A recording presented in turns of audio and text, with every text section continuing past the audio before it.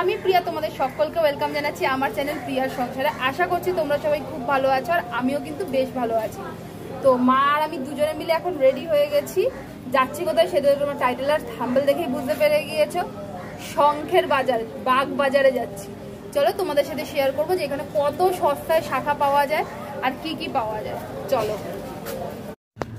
তো বেরিয়ে তো পড়েছি, আর এই সোমবার হলো 3rd সোমবার শ্রাবণ মাসের। তো দেখো আমাদের এখান থেকে এই বড় জালাটা করে এরা সবাই জল নিয়ে যাবে। তো এই জালটাকে সুন্দর করে সাজাচ্ছে।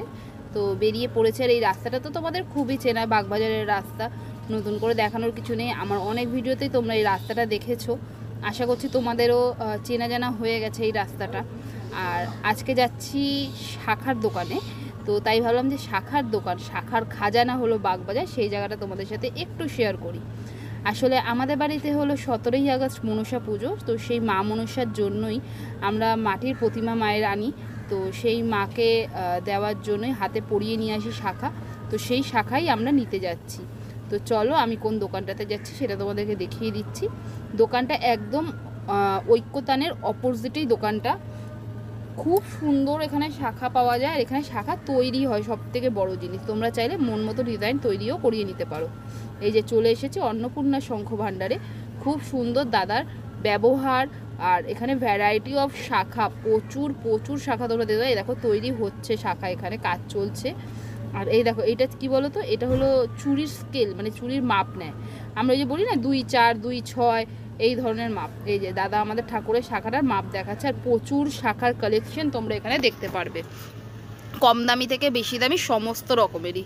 এই শাখাটার ডিজাইনটা দেখো কতটা সুন্দর, জিগজ্যাগ একটা প্যাটার্নে রয়েছে শাখাটা, সত্যিই খুব সুন্দর। এইটা হলো মাছ মোটিভের একটা শাখা।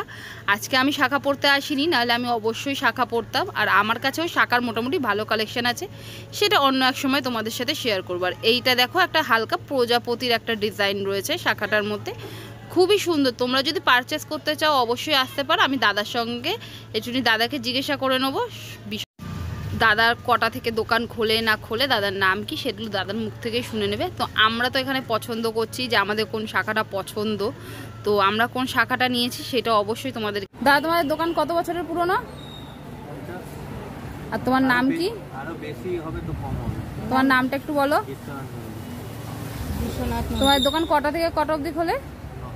9টা 10টা থেকে রাত্রি 9টা 10টা। Thank you. তো দাদার মুখ থেকে শুনেই নিয়েছো, দাদার দোকানটা 50 বছরেরও পুরনো, আর দাদার নাম কি সেটাও শুনে নিয়েছো। তো এই দেখো এখানে শাখা পরিষ্কার হচ্ছে সিরিঞ্জ দিয়ে। আমি এটা কোনোদিন দেখিনি, এত বছর ধরে আসছি, এটা প্রথম দেখলাম। তো আমাদের শাখা নেওয়া অলমোস্ট কমপ্লিট।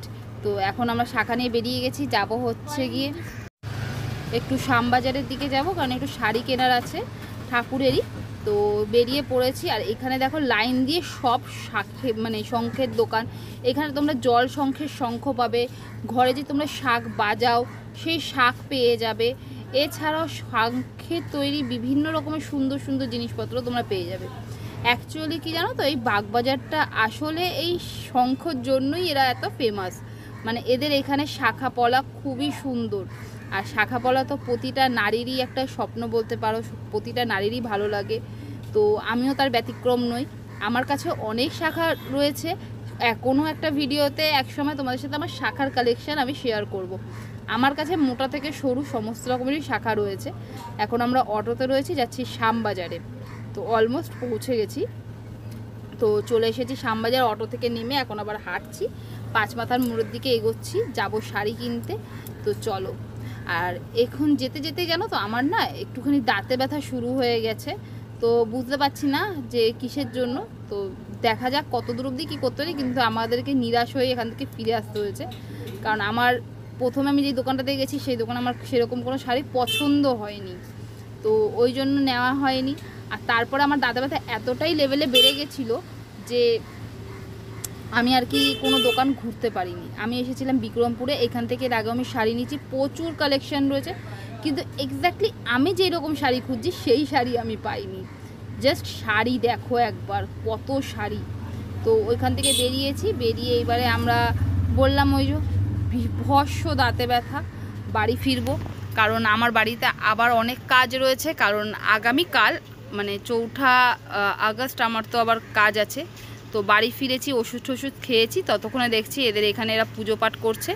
এরা বেরিয়ে যাবে এবারে তারকেশ্বরের উদ্দেশ্যে। বন্ধুরা তোমরা কারা কারা তারকেশ্বর গেছো আমাকে একটুখানি জানিও, আর তোমরা কারা কারা শ্রাবণ মাস পালন করছো সেটাও আমাকে কিন্তু কমেন্ট করে জানিও না। আজকের ভিডিওটা ভালো লাগলে ছেড়ে যাওয়ার আগে অবশ্যই একটা লাইক করে দিও, কমেন্ট করে জানাতে পারো কি ভালো লাগলো কি খারাপ লাগলো।